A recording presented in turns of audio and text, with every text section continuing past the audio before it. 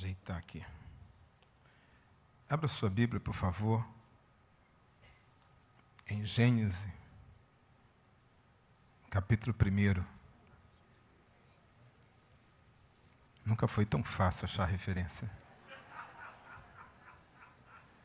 Mesmo na ausência, eu quero agradecer ao meu pastor Silas, que ele chegue bem, traga na bagagem boas lembranças. Obrigado, pastor Odilton. Sempre uma honra, privilégio poder assumir aqui esse altar e pregar a palavra, ter a oportunidade de exercer o nosso ministério. A urgência do Espírito é o que eu gostaria de pregar nessa noite. Gênesis capítulo 1, versículo 26 e versículo 27. Então disse Deus: façamos o homem à nossa imagem, conforme a nossa semelhança. Domine ele sobre os peixes do mar, sobre as aves do céu, sobre os animais grandes e toda a terra, de toda a terra, e sobre todos os pequenos animais que se movem rente ao chão. Criou Deus o homem à sua imagem. A sua imagem, Deus o criou. Homem e mulher os criou. Você pode dizer amém? Eu estava pensando aqui sobre esse versículo e associei ele a uma descoberta muito importante para a minha vida nesses dias, sobre a importância do Espírito Santo na nossa vida. Embora a gente saiba disso, né, a gente tenha o conhecimento, o logos, existem certos momentos que aquela passagem parece que ela cria um colorido mais forte para a gente, assume uma ideia mais viva, mais presente da nossa vida. E eu gostaria de compartilhar com vocês essa descoberta que tem me impactado nesses dias. Quando eu leio esse texto, que Deus nos criou seres espirituais, como Ele, pelo menos 3 ideias, 3 coisas eu consigo perceber no fato de Deus ter nos criado seres espirituais. Primeiro, havia um padrão moral esperado por Ele, né?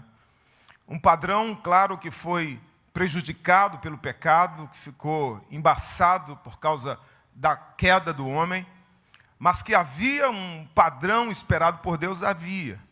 Aliás, esse é o significado da ideia de termos a imagem de Deus. Não tem absolutamente nada a ver com um aspecto físico, né? Tanto que o homem e a mulher, ambos foram criados à imagem de Deus. Mas um ser criado para ser santo como Deus. Isso é a imagem de Deus. Criado para ser justo, para ser bom, como Deus é.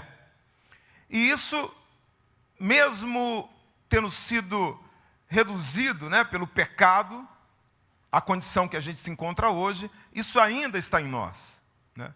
Mesmo que a gente não consiga refletir o padrão, a medida, né, da perfeição esperada por Deus, nós temos a consciência de um comportamento esperado. Isso está em todo ser humano, mesmo aquele que não é crente.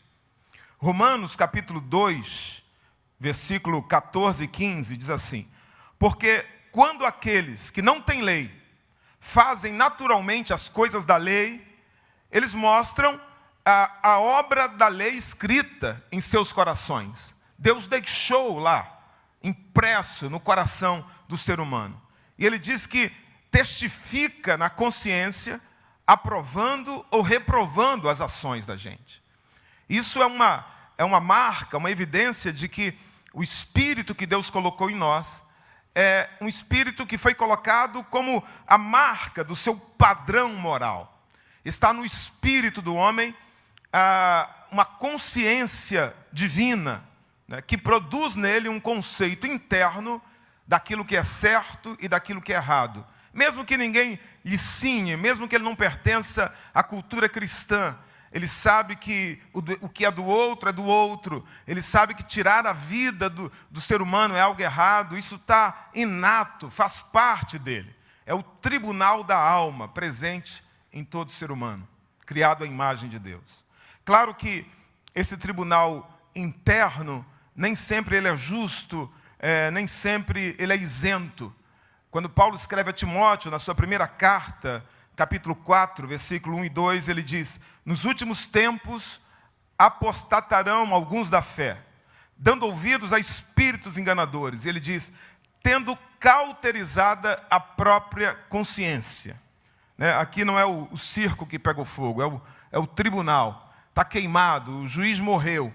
Pessoas que, embora tenham recebido a imagem de Deus na sua consciência moral, um tribunal interno, eles perderam a capacidade de se julgarem, de conduzirem a sua vida com base nessa bússola, nesse padrão moral. 2, o fato de Deus ter nos criado à sua imagem indica um propósito eterno do Criador, que nos deu um espírito que não morre.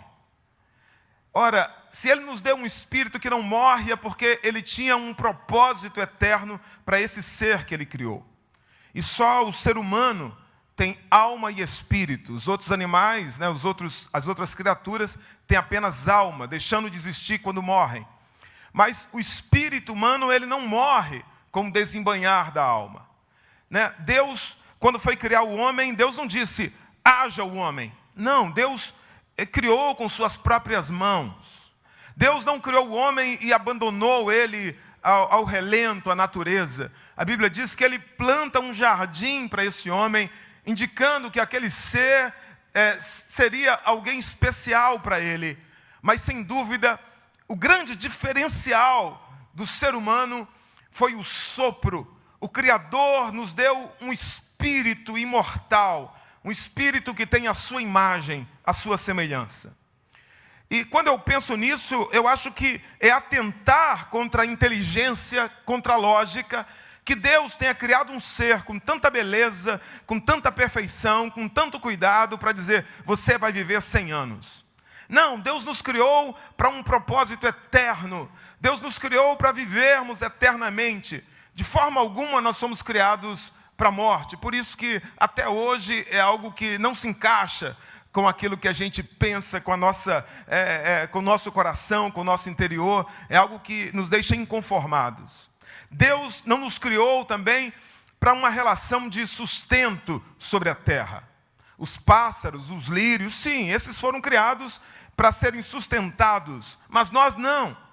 Na verdade, Deus provê toda a natureza. A Bíblia diz que Ele faz com que a chuva caia sobre bons e sobre maus, sobre justos e injustos. Mas Deus nos criou, diz Efésios, capítulo 1, versículo 12, Deus nos criou para louvor da sua glória. E no versículo 5 diz que Ele nos criou depois de um plano, antes da fundação do mundo, antes de estabelecer o mundo, Deus já desejava, intencionava nos criar. E diz que Ele nos criou para o seu prazer, para uma relação conosco. Aliás, esse é o terceiro motivo, porque Deus nos criou como um espírito, com sua semelhança, porque Ele desejava se relacionar conosco. Deus nos criou porque esperava um padrão nosso moral. Deus nos criou para sermos eternos, para um projeto eterno. E Deus nos criou para vivermos um relacionamento com Ele.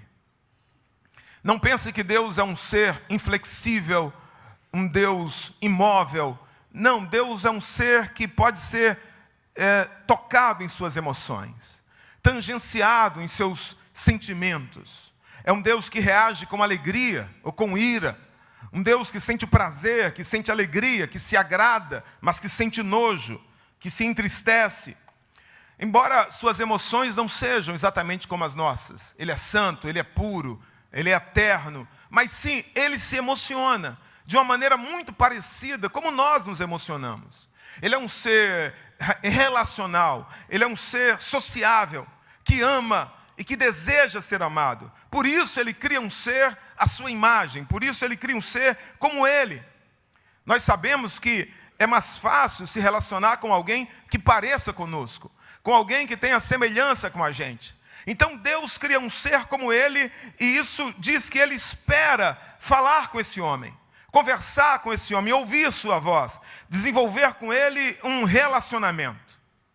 E ele ama essa criatura. O Evangelho de João, capítulo 3, versículo 16, o mais conhecido dos versículos, diz que ele nos ama de tal maneira.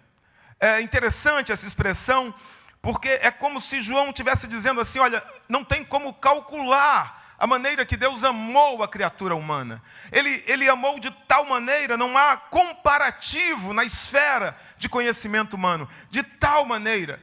Em João capítulo 15, versículo 13, Jesus diz, ninguém tem maior amor do que este. Não há amor maior do que o amor de Deus. Nem mesmo o amor de uma mãe. Isaías diz, pode porventura uma mãe se esquecer do filho que cuida? Pode, a gente vê, é difícil, mas há mães que esquecem. Aí agora ele diz, Deus todavia não se esquece dele. Deus não se esquece da gente. É um amor maior que o amor da mãe. Maior do que o amor de um casal apaixonado, de um homem, de uma mulher. Porque muitas vezes esse amor tem prazo de validade. E se ele não acabar nessa vida, ele acaba com a morte, né? Por isso que a gente diz, até que a morte os separe. Quando morreu, acaba o amor, cada alma segue o seu destino. Mas veja, nem a morte é capaz de nos separar desse amor. Deus nos ama tanto, tanto, que ele nos fez para passar uma eternidade com ele.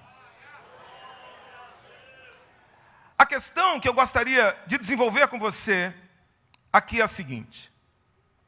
Só há uma maneira. Quantas maneiras? Uma maneira. De vivermos o padrão moral e espiritual esperado por Deus. Só há uma maneira de cumprirmos o propósito planejado por Deus para a nossa vida. Só há uma maneira de nos relacionarmos com Deus como amigos. De que maneira, pastor? Por meio da ação do Espírito Santo em nós. Não há outra maneira. Sem o Espírito Santo não há padrão moral aceitável possível. Sem o Espírito Santo é impossível que conseguimos cumprir o propósito de Deus na nossa vida. Sem o Espírito Santo é impossível um relacionamento aceitável, amigável com Deus. Somos inimigos dele. É sobre isso que eu gostaria de tratar com vocês nessa noite. Primeiro, precisamos do Espírito para viver esse padrão sonhado por Deus para a nossa vida. É do conhecimento de todos o que diz Gálatas 5, versículo 19, sobre as obras da carne. Ele diz, Gálatas 5, a partir do 19, diz, porque as obras da carne são manifestas, as quais são, aí vem a lista, adultério, fornicação, impureza, lascívia, idolatria, feitiçaria, inimizades, porfias, emulações, iras, pelejas, dissensões, heresias, invejas, homicídios, bebedices, glutonaria e coisas semelhantes. Eu não entendo o que é isso, e coisas semelhantes. Ou seja, a lista não acaba, né? Tem mais coisas aí, tem palavras aqui, veja que eu nem sei o significado direito.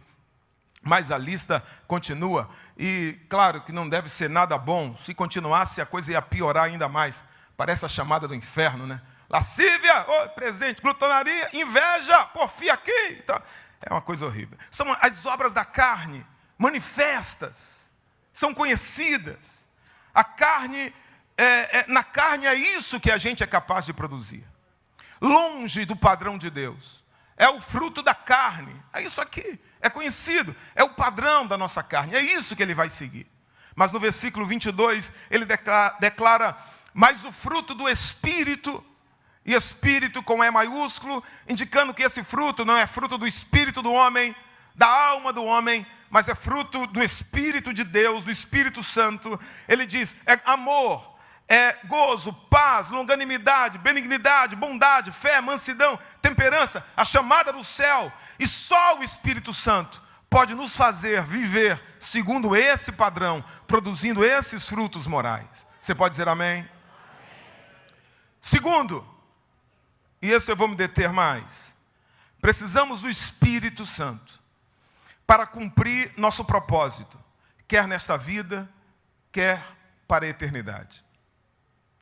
Da mesma forma que nós só conseguiremos cumprir o nosso propósito a partir da ação do Espírito, a partir da ação do Espírito. Da mesma forma, nós só conseguiríamos viver o padrão pela ação do Espírito. Ambos têm que ter uma ação direta do Espírito. Deus nos criou com propósitos eternos. Todo ser humano é um plano, um projeto, e criado para um propósito, criado para a glória dele. Dias atrás eu resolvi pregar sobre casais na igreja. Foi quando eu descobri isso aqui, que eu quero compartilhar com vocês. Eu queria pregar uma mensagem para casais e eu fui para um texto padrão. Eu vou pedir para você abrir a sua Bíblia comigo, por favor. Eu gostaria de lê-lo com você, Efésios, capítulo 5, versículo 22. Estou falando sobre o cumprimento do propósito, do nosso propósito.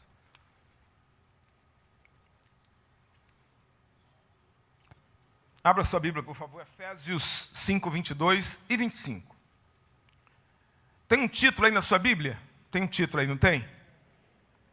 Começa aí, não é isso? Os deveres domésticos, né? Não é isso aí que está aí? Mais ou menos isso.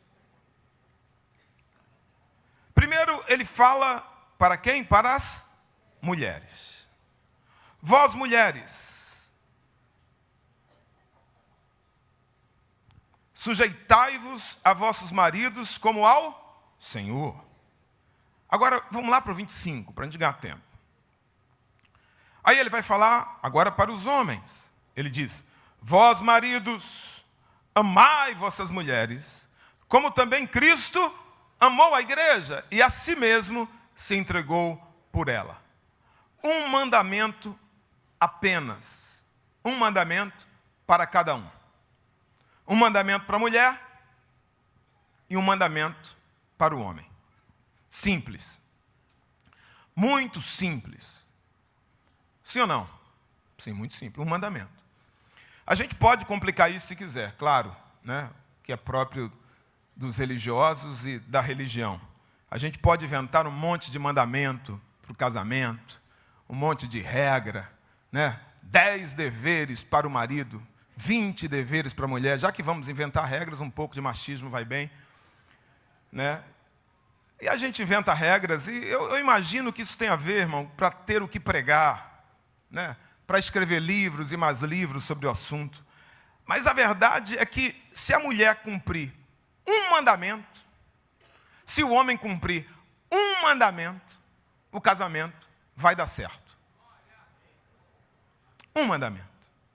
Sabe, uma peculiaridade da Bíblia, uma peculiaridade da lei de Deus, é que naquilo que ela é fundamental, naquilo que é básico, fundamental para o nosso propósito em Deus, que tem a ver com nossa felicidade nessa terra, ou naquilo que é fundamental para a nossa eternidade, que tem a ver com a nossa salvação, a Bíblia, ela é muito simples. Nos assuntos centrais da vida, ela vai ter essa característica, a simplicidade. Diga simplicidade. Isso se justifica pelo fato da gente não poder errar nessas questões. Então, ela tem que ser simples. Senão, o ser humano, ele teria como se justificar diante de Deus. Um advogado acharia alguma brecha, né? Não, olha aqui, mas aqui não. Ela é simples, ela é reta. Então, é isso que ela, é a maneira que ela trata. Isso é fundamental, então ela vai ser simples. Quer ver alguns exemplos? A ordem que Deus dá para Adão. Deus cria Adão, e Deus chega para Adão assim e falou: Adão, agora eu vou te falar aqui das regras do Éden. Né? O estatuto do condomínio do Éden. Aí Deus pega aquele calhamaço assim de 500 páginas e fala: toma aqui, estuda durante 3 meses, depois eu vou... Foi assim, irmão? Deus chega para Adão: Adão, olha só, vou falar as 320 árvores que você não pode comer ali. Está vendo aquela amarela ali? Não, aquela é amarela clara, amarela escura. Não, aquela é laranja. Não, aquela ali, aquela você não pode, a primeira. A segunda... Não, irmão, Deus é muito simples. Deus cria um estatuto de o condomínio do Éden tem uma regra. Uma regra. Adão, está vendo aquela árvore ali? Aquela ali, isso. Essa daqui. Essa daqui, você não pode comer, né? Essa daqui. Mas pode entrar de sunga de praia pelo portão principal, mas filho, pode entrar até pelado aqui, tranquilo. Tem problema. Só tem uma regra. Quantas regras? Uma regra. Não comer daquela árvore. Simples. Quando Moisés, ele chega com o povo, eles saem do Egito, aí Moisés chega diante da terra, e eles estão diante da terra prometida, aquilo que Deus tinha prometido a Abraão. Moisés chega diante do povo e fala, aí está a terra, subam e conquistem. O povo assim, mas como assim, mané, suba, conquista? Peraí, que é isso? Não é assim não. Vamos mandar os espias. O homem é que complica. Porque era simples. Era subir e conquistar. Eles saíram do Egito, irmão. Para quê? Para conquistar. Chegaram lá, o que tinham que fazer? Moisés falou, suba e conquista. Ele falou, não, mas tem que mandar espia. Vamos ver, se a gente sabe como é que é. Vamos ver como é que é o povo. Complica, mas era simples. Quando aquele carcereiro, ele está para se matar, cometer lá o araquiri, devia ser japonês ele. Aí ele, não, fugiu, aí tá, vou me matar, todo mundo fugiu. Aí Paulo, peraí, não faça isso. Aí ele fala assim, o que é que eu tenho que fazer para ser salvo? Aí Paulo diz o quê? Vou dar 358 passos para você ser salvo, é isso? Não, Paulo diz o quê? Creia no Senhor Jesus e será salvo, tu e a tua casa. O quê? É um caminho. Jesus falou, eu sou um dos caminhos, não. É um caminho. Quando a Bíblia vai falar do casamento, que é algo fundamental para cumprir o nosso propósito aqui na terra, como família, a Bíblia dá um mandamento para o homem.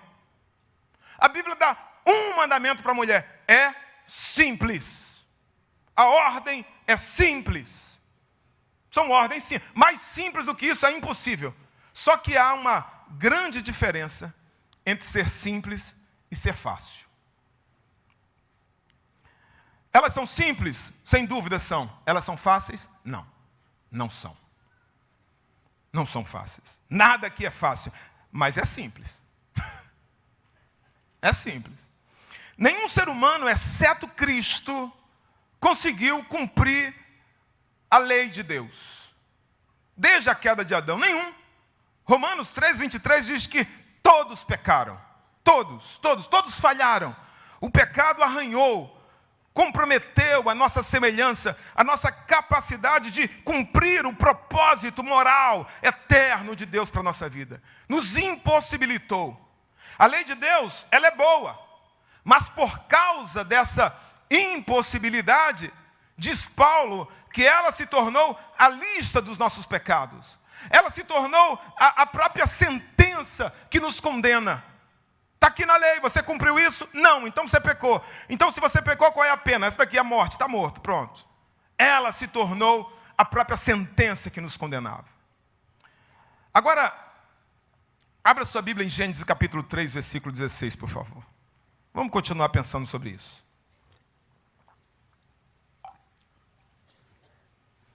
Gênesis 3, 16, a parte final do versículo. Deus está falando para quem aqui? Deus está falando para a mulher. Olha o que Deus está dizendo para a mulher. Seu desejo será para seu marido, e ele a dominará. Eles tinham pecado aqui, sim ou não? Já tinham pecado? Já tinham pecado. Deus está dizendo para a mulher, olha, o teu desejo será para ele, no outro entendimento, contra ele. E ele vai dominar você, ou vai tentar dominar você. Agora vamos para a palavra desejo. Como é que a gente entende a palavra desejo? A hermenêutica tem uma regra que diz, procure essa palavra no contexto mais próximo possível, naquele autor, naquele livro. Aí eu encontro a palavra desejo em Gênesis capítulo 4, um capítulo à frente, versículo 7. Agora Deus está falando para Caim. Olha como é que o autor de Gênesis entendia desejo aqui. Olha o que ele está dizendo. O pecado jaz à porta, e sobre ti será o seu desejo, o desejo do pecado. Mas sobre ele deve isso o quê? Dominar. No ser humano caído, o desejo seria conflituoso. Haveria uma luta interna com esse desejo. Quem controla quem? A lógica, a vontade, ou o desejo, ou o sentimento. A mulher vai lutar contra esse desejo, Assim como nós lutamos até hoje com os nossos desejos, sim ou não? Sim, é um conflito. Na verdade, a declaração de Gênesis 36 é uma declaração de guerra e de conflito no casal. A mulher caída, ela não vai se submeter em amor. O seu coração pode desejar o seu marido, mas ela na carne, ela vai tentar dominá-lo, controlá-lo.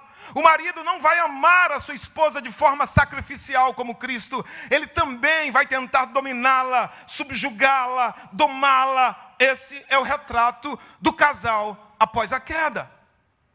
Aí vem Paulo no Novo Testamento, e Paulo diz assim: vós mulheres, sede submissas a vossos maridos.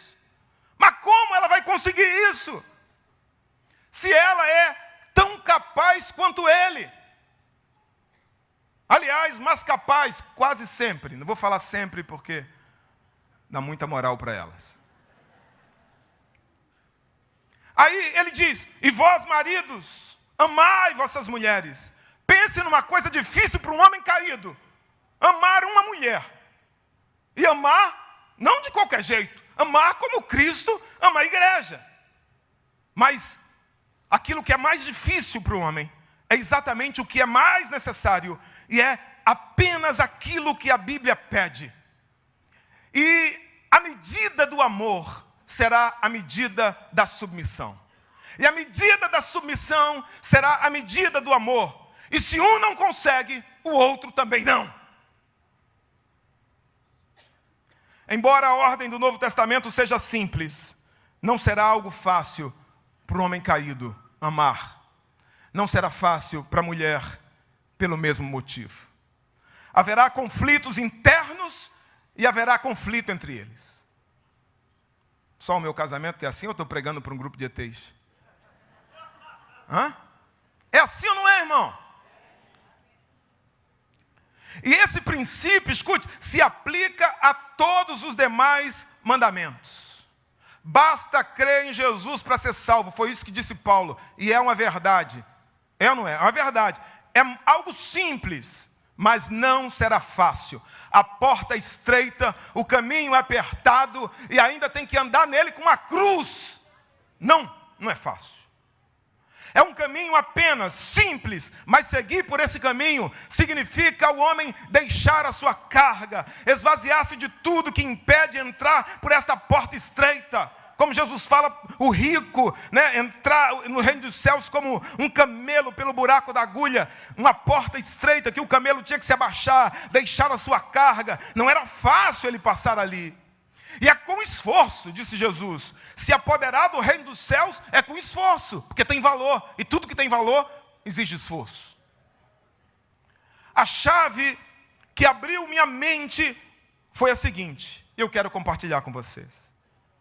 O contexto de Efésios aqui não começa no versículo 22. Efésios é uma carta.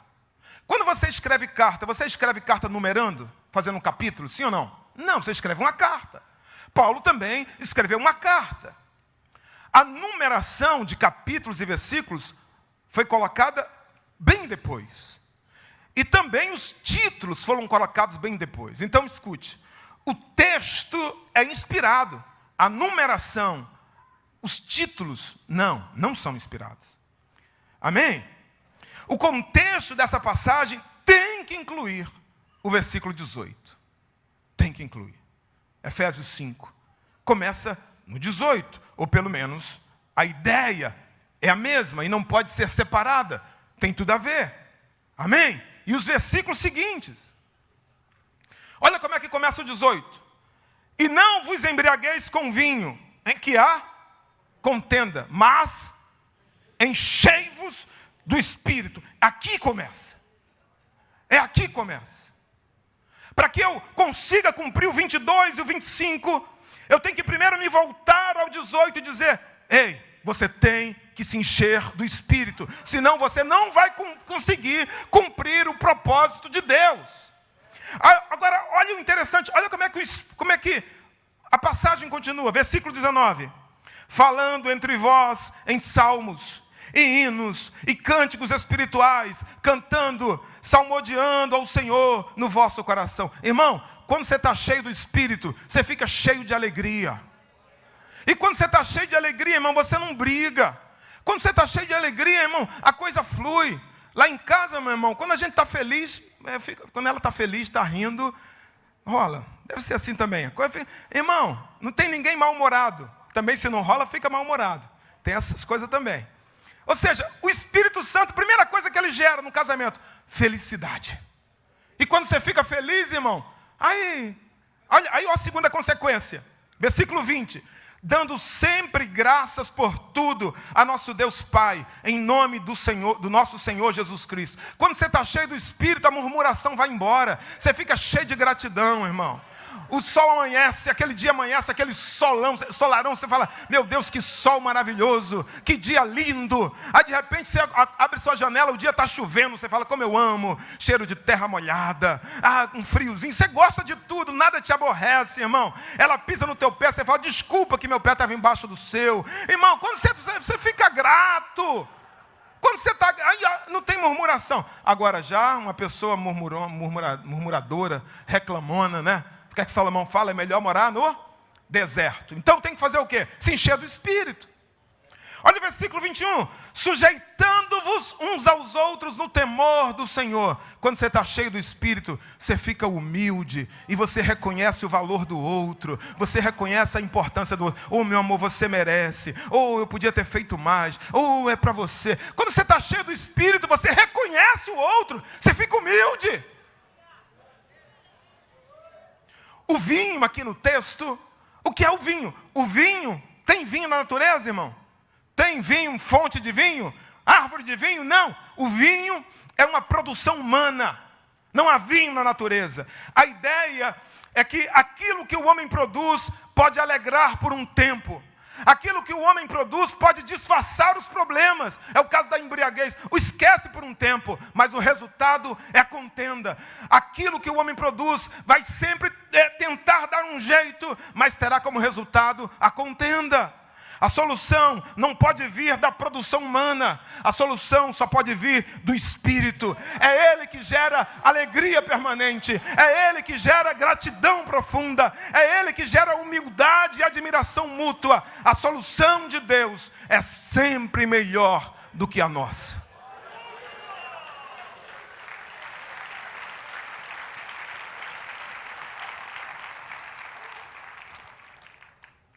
Eu posso ler 1000 livros, como ser um marido melhor. Eu posso ir para 5 encontros de casais. Eu posso decorar o livro. Eu vou me tornar um marido mais educado, um cara mais gentil, vou saber falar as frases de efeitos. Tudo isso, mas é vinho. Isso não pode melhorar meu casamento. Eu aprendi como abrir a porta do carro. Eu aprendi como levar café na cama. Eu aprendi como dizer por favor. Isso é legal, mas é frufru. É glacê de bolo. É enfeite, irmão. É enfeite. Os resultados são limitados. Nada disso resolve o problema na raiz. Os métodos, conhecimento, as técnicas. Assistir 1000 palestras, assistir vídeo, tem o seu resultado? Tem, mas eu vou dizer bem limitado, porque tu sabe o que tem que fazer. É simples, irmão. É só se submeter, irmã. É só amar a tua mulher, arreia os 4 pneus por ela, que dá certo. Só isso. A gente sabe. Aí não, vamos assistir mais vídeo. Mas tu vai ficar craque, PhD. Mas você não vai amar tua mulher como Cristo amou a igreja. E você não vai se submeter ao teu marido como a igreja a Cristo, a não ser que você esteja cheia ou cheio do Espírito Santo.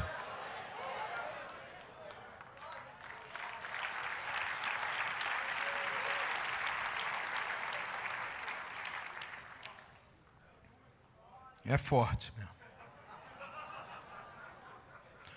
Eu dirijo igreja desde os meus 27 anos.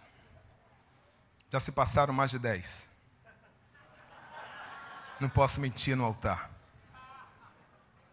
Estou brincando, faz 20 anos que eu dirijo igreja. Às vezes alguém me pergunta assim, pastor, a experiência ajuda? Muito pouco. Muito pouco mesmo. Cada igreja é uma igreja. Cada situação é uma situação. Cada dia é um dia. A roupa pronta que serviu para uma igreja não serve para outra. O método que eu apliquei ali, eu não posso aplicar acolá. A maneira que eu trato alguém aqui, eu não posso tratar o outro aqui. Porque se eu falar muito manso com esse me manda. Mas se eu falar muito duro com esse, ele se afasta. Cada situação é uma situação. Cada igreja, uma igreja. Por isso, todo dia, nós dependemos da orientação do Espírito Santo de Deus. Não se faz obra de Deus só com experiência, mas com revelação. E a revelação é fruto de uma dependência diária do Espírito Santo. A revelação é fruto de um contato diário com Ele. O maná que eu colhi ontem foi uma experiência bacana, foi uma experiência legal, mas se eu guardar ele para hoje, ele estraga. Eu tenho que depender todo dia eu tenho que aguardar, todo dia eu tenho que orar. Eu gostaria que não fosse assim, irmão. Seria muito bom.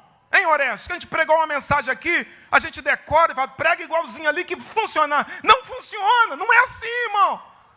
Não tem como tu esquentar no micro-ondas. Eu aprendi a pregar, ninguém aprende. Todo dia tu tem que chorar, dá dor de barriga, tu fica nervoso. Você tem que depender, porque o maná estraga. Davi era um guerreiro experiente. Davi sabia tudo de guerra, irmão. Tudo de guerra. E ele está vivendo em 1 Samuel capítulo 5, o auge da sua vida. Ele está com 30 anos. Todos os líderes das tribos se reúnem perante ele. O ungem rei. É uma história de sucesso. O cara venceu o gigante. O cara tomou, em 2 Samuel 5, ele toma Jerusalém dos jebuseus. Faz de Jerusalém sua cidade. Um rei lá leva tributo para ele. Reis estão levando tributos para Davi. Ele é o cara. Sabe, ele era o cara. 2 Samuel capítulo 5. Ele é o cara. Mas no versículo 17... diz que os filisteus marcham contra Davi. Os filisteus, ele está cercado de homens valentes. Ele tem o apoio das 12 tribos. Ele tem uma história de sucesso. Tudo está a seu favor. Mas no versículo 19, ele ora a Deus, Senhor, eu devo atacar. Senhor, eu devo ir. Senhor, eu tenho tua permissão para ir. Sabe por quê, irmãos? Porque não é com experiência que se luta as batalhas do Senhor, mas é com direção dele. Se você quiser fazer a obra de Deus com experiência, ou com experiência dos outros, que é pior ainda, você vai errar muito. A gente tem que depender de Deus. Senhor, eu devo ir. Senhor, essa é a tua vontade. Senhor, eu devo assinar esse contrato. Senhor, essa porta é tua. Senhor, se não for, fecha. Senhor, é a tua vontade. Também não é uma questão de títulos. Não. Experiência é importante? É. Título é importante? É. Emoldure, coloque na parede, é bacana, é legal. Mas eu olho para Saul, e eu lembro que ele era rei. Você quer título mais importante do que ser rei? Mas o dia que Saul perdeu o espírito, ele ficou louco. Não é com a força. Zacarias 4:6 diz que não por força, nem por violência, mas pelo teu espírito. Sansão foi o cara mais forte da Bíblia. Ele matou 30 homens no seu casamento. Ele matou um leão à mão desarmada. Ele levou os portões de Gaza sobre os ombros. Ele incendiou lá a seara dos filisteus com 300 raposas. Destruiu o templo de Dagom. Era o campeão de Jeová. Mas o dia que ele perdeu o espírito, ele virou palhaço, ele virou escravo. Não é uma questão de conhecimento. Isso Nicodemos tinha bastante. Ele era doutor da lei, conhecia mais de Antigo Testamento do que todos nós juntos aqui. Mas Jesus não recomendou um novo curso. Jesus não disse, olha, você tem que aprender páginas novas, você tem que fazer um pós-doutorado, um mestrado. Não! O método de Jesus era simples. Nicodemos, você tem que nascer de novo. Você tem que nascer da palavra. Você tem que nascer do Espírito.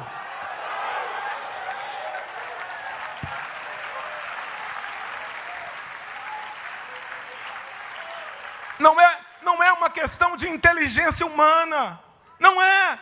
Pense num cara inteligente. O apóstolo Paulo, dos 27 livros do Novo Testamento, ele escreveu 13. Tá bom pra gente? Tá bom? 13. Ele escreveu. Mas Atos, capítulo 16, mostra que ele não conduzia a sua vida com inteligência. Ele usava, porque a Bíblia diz que o homem faz seus planos, mas Deus dá a última palavra. Você pode fazer planos, mas a resposta certa vem da boca de Deus. Atos, capítulo 16, a ideia que a gente tem no texto é que eles se reúnem em torno de um mapa, e eles olham para aquele mapa, e eles pensam, por onde nós vamos começar? Era a segunda viagem missionária. Que lugar está menos evangelizado? Onde a gente vai bombar? Onde as coisas vão acontecer? E alguém diz assim, Ásia Menor. E eles concordam. Não sei se há uma votação, não sei se Paulo que decidia, mas a Bíblia diz que eles decidem ir para Ásia Menor. Mas a Bíblia diz, o Espírito Santo os impediu. E eles disseram, não, então vamos para Bitínia. A Bíblia diz, e o Espírito Santo os impediu. Até que de noite, versículo 9 de Atos 16, diz que Paulo teve uma visão. Um homem da Macedônia que lhe aparece e diz, passa a Macedônia e ajuda-nos. Porque não é com dedução humana, não é com estratégia humana, é pelo Espírito. O apóstolo Paulo, um homem de alta formação, ele dá o histórico dele em Filipenses capítulo 3, a sua origem, quem era, o que estudou, o que passou, mas ele diz aquilo que é motivo de orgulho para os outros. Ele diz em Filipenses 3:8, ele diz, eu considero como escória, eu considero como esterco, cocô. Perdão a palavra, mas saiu. Veja, ele não está dizendo que o seu currículo, que o seu histórico, que sua formação era algo totalmente sem valor. Não! Mas para a obra de Deus, é sim. Para a obra de Deus, escute, é algo de pouco valor. O esterco ajuda no crescimento da planta. Isso é uma verdade, todo mundo sabe disso. Mas que fique bem longe dos frutos.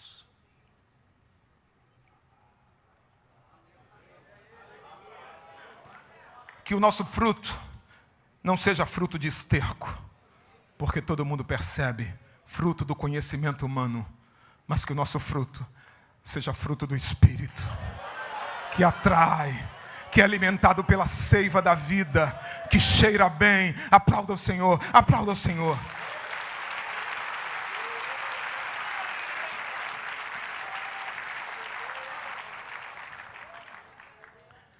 Há uma grande preocupação das pessoas hoje em relação à extinção de algumas espécies, e é algo muito lindo, eu acho bacana, eu acho moderno, né? A consciência ecológica. Vamos salvar as baleias, vamos salvar os botos, cor-de-rosa, o leão dourado, o lobo-guará, isso é muito legal, mas a maior preocupação do apóstolo Paulo era outra. Primeira carta a Tessalonicenses 5,19, ele diz, não extingais o Espírito.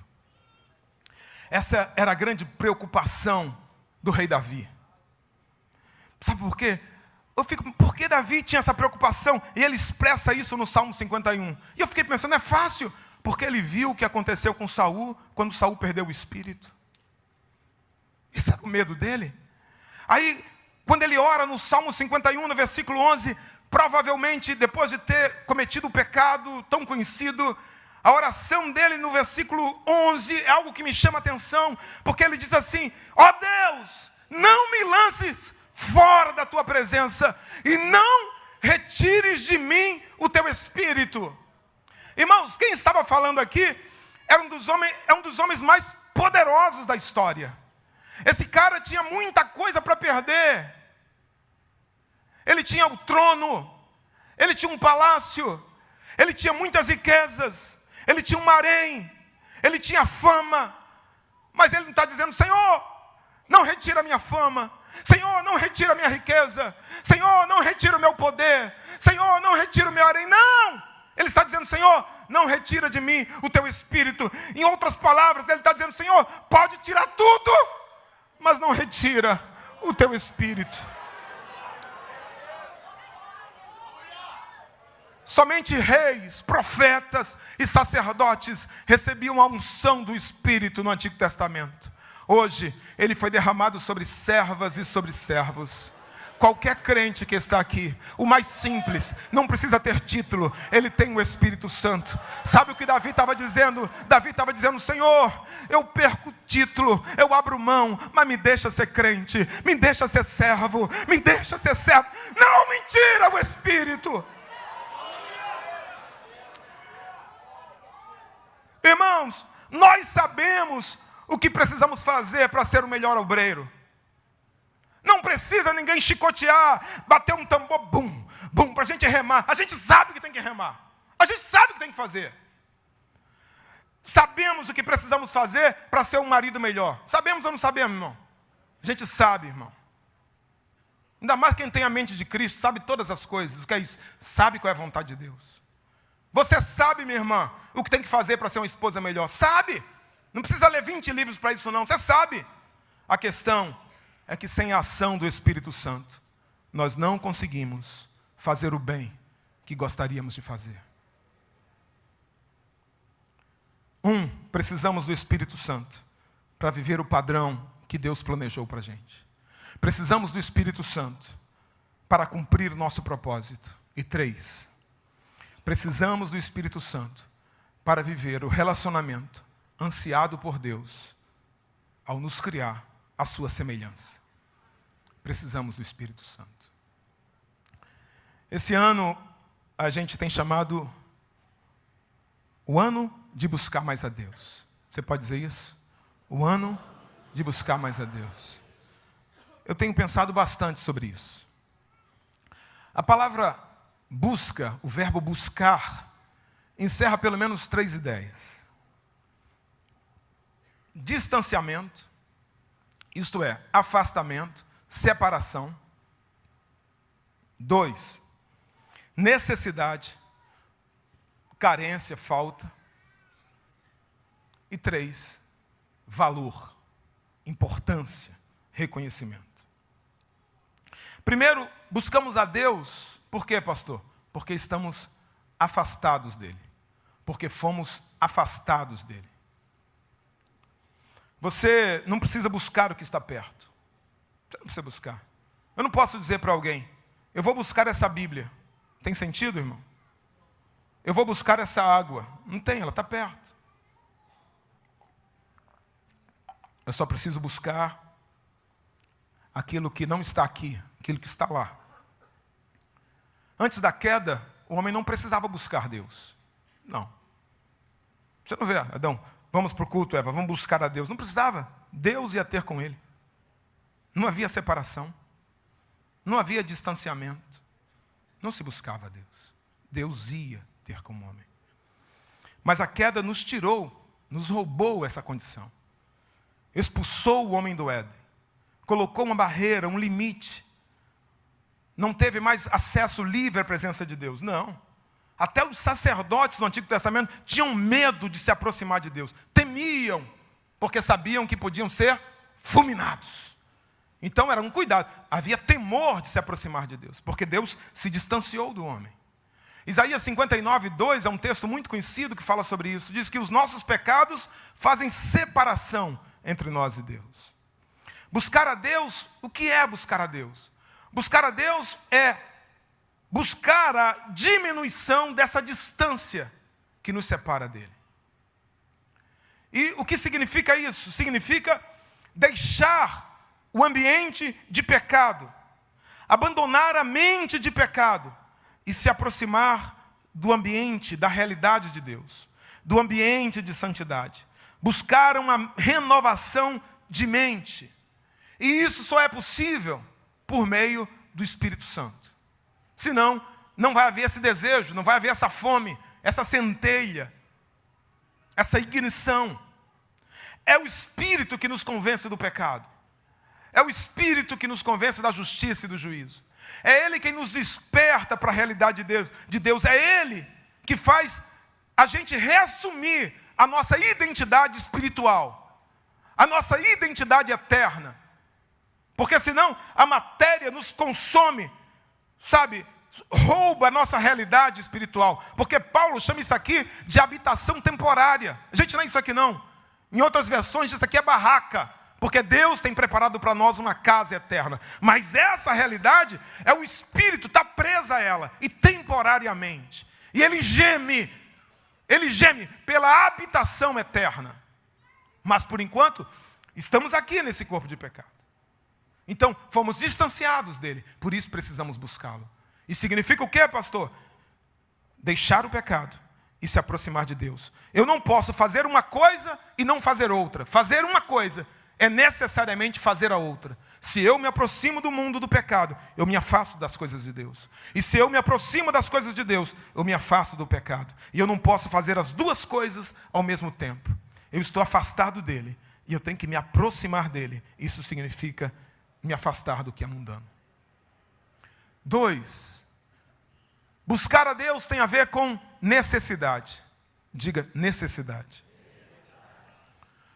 Você não vai à geladeira buscar água se você não tiver necessidade dela. Você não vai ao armário buscar um casaco se você não tiver com frio. A busca será motivada normalmente por uma necessidade. Quando eu busco algo é porque eu preciso daquilo. A questão é, eu preciso do Espírito Santo. Eu tenho a consciência de que preciso dele, porque se eu não tiver esta consciência, escute, eu não vou buscá-lo.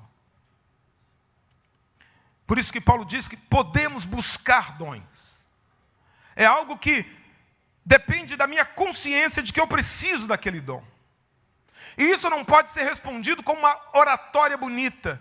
Isso só pode ser demonstrado com minha atitude, de que diz o preço que eu estou disposto a pagar.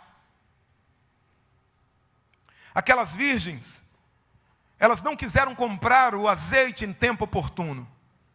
Porque não basta reconhecer uma necessidade. Essa é uma necessidade que tem que ser tratada com urgência, como prioridade. O Espírito Santo, ele vai entender o retardamento como uma consciência de que ele é desnecessário.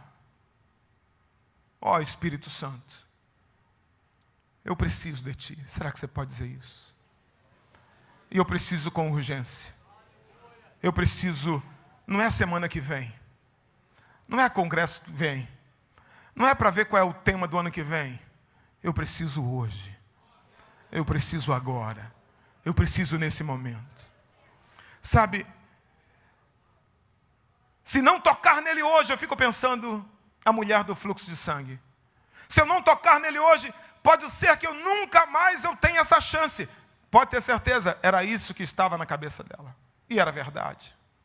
A Bíblia diz que Zaqueu corre na frente da multidão, porque ele falou, eu tenho que correr agora, porque se eu não vê-lo agora, eu não vou ver nunca mais.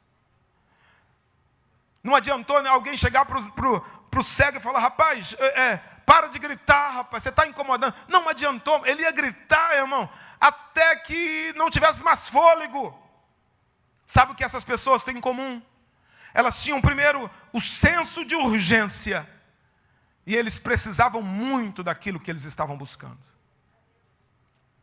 Aquela mulher precisava tocar em Jesus.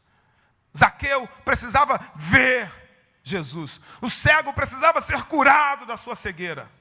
Necessidade. 3.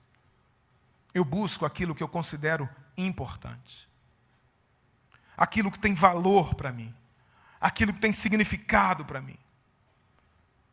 O esforço que eu faço para ter algo é diretamente proporcional à importância que aquilo tem para mim.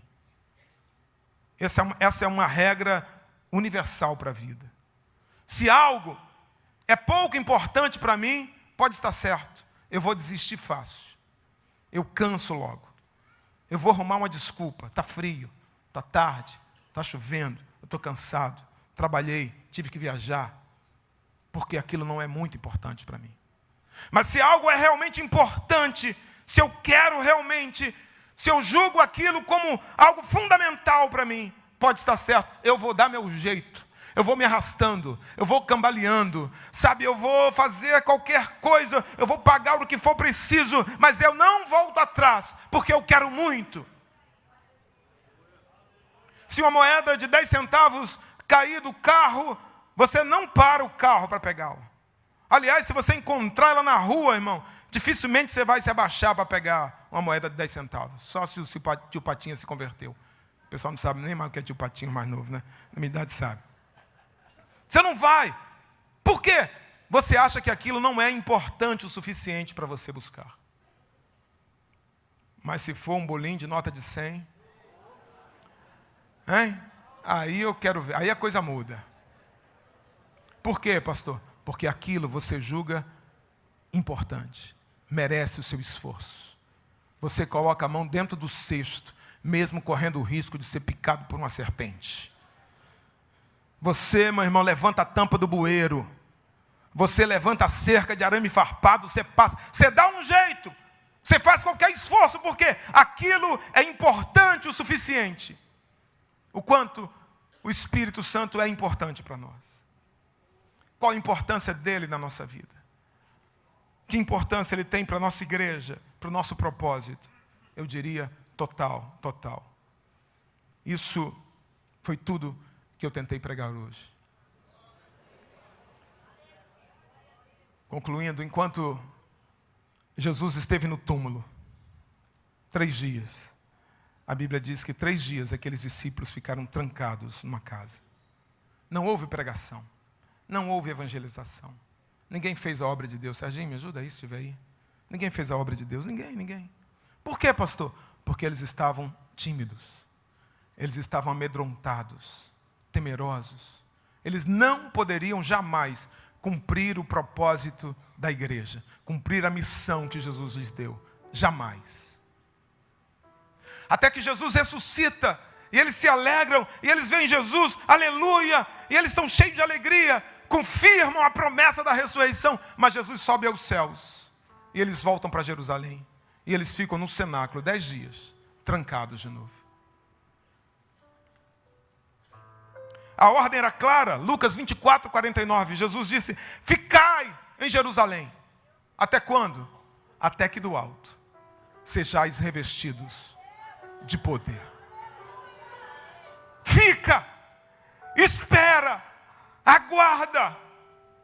Sem mim vocês não podem fazer nada. Sem mim significa a minha presença através do Espírito Santo.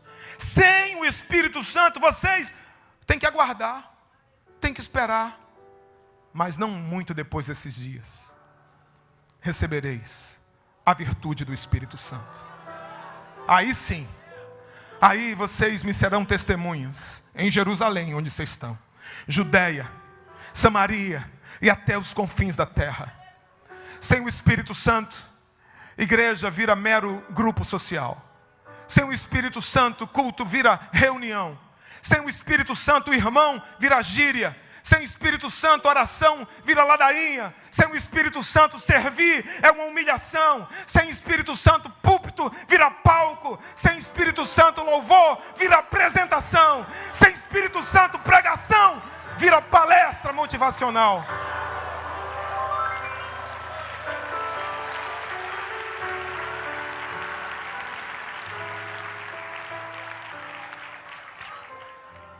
Sem o Espírito Santo, irmãos, a gente está como aquele quadro de Ezequiel 37, versículo 8. Ele diz, olhei, os ossos foram cobertos com tendões e carne, e depois pele. Estava tudo no lugar. Estava cabelo no lugar, estava narizinho no lugar. Tinha osso com osso, junta com junta, tudo certinho, tudo bonitinho, simétrico. Sabe, tudo perfeito. Aí ele diz, mas não havia espírito neles. Tinha tudo, mas não tinha vida. Não tinha espírito. Um exército inerte, que não podia fazer nada. As virgens que são chamadas loucas no capítulo 25 de Mateus. Por que elas são chamadas loucas? Escute, não tem nada a ver com esquizofrenia, não tem nada a ver com problema mental. Sabe qual era a loucura delas? Era achar que encher as lamparinas de azeite não era algo urgente. Por isso elas são chamadas de loucas. Quem sabe você entrou aqui nesse culto e você não tem consciência de que esse é o seu último culto aqui na terra. Quer seja seu pessoalmente, quer seja da igreja como um todo. Porque a Bíblia diz que o dia e a hora ninguém sabe, e pode ser essa noite, por que não? Peça hoje: Senhor, eu preciso. Enche a minha lamparina, não é semana que vem, Senhor, é hoje. Enche-me do teu azeite, enche-me da tua presença. Sozinho eu não consigo, eu não posso te agradar, eu não posso cumprir o teu propósito, eu não posso viver esse relacionamento de intimidade contigo. Eu preciso, eu necessito. Eu imagino que você entrou aqui, claro, com outras necessidades, porque nós temos necessidades. Eu quero dizer que provavelmente elas vão continuar, porque eu não estou vendo chave, eu não estou vendo carro, eu não estou vendo casa, eu não estou vendo aliança. Mas eu quero lhe apresentar uma necessidade mais urgente. Não há nada que você precise nessa noite, mas todos precisamos de mais azeite nessa noite, de mais óleo nessa noite, de mais unção. Peça ao Senhor: Senhor, enche-me do teu Espírito. Senhor Deus, eis a nossa vida, Senhor.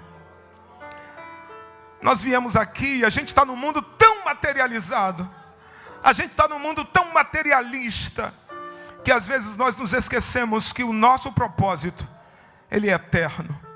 Dentro de nós tem uma bússola que não aponta para esta terra, essa bússola aponta para o alto. Ela diz que nós fomos criados por Deus, mas nós também fomos criados para Deus. O nosso prazer e a nossa alegria não pode estar nessa terra, porque se esperarmos em Cristo apenas nesta vida, somos os mais miseráveis de todos os homens. Somente o teu Espírito Santo pode acender a centelha, a fé. Somente o teu Espírito Santo pode nos dar um padrão espiritual que te agrade. Nós precisamos do teu Espírito mais do que precisamos de qualquer bem dessa terra. Nós precisamos do teu Espírito, Senhor, para cumprir o nosso ministério. Nós precisamos do teu Espírito para ser um marido melhor, uma esposa melhor, um obreiro melhor, um ser humano melhor. É o teu Espírito, porque na carne, Senhor, as obras são conhecidas, as obras são manifestas. Nós precisamos do teu Espírito para vivermos um relacionamento contigo. Ó Deus, que se cumpra na nossa vida o que diz Amós capítulo 8, que diz que nos últimos dias haveria fome e sede, mas não fome de pão, nem sede de água, mas que haja fome, que haja sede da tua palavra, que haja fome em nós, que haja sede em nós, da tua presença.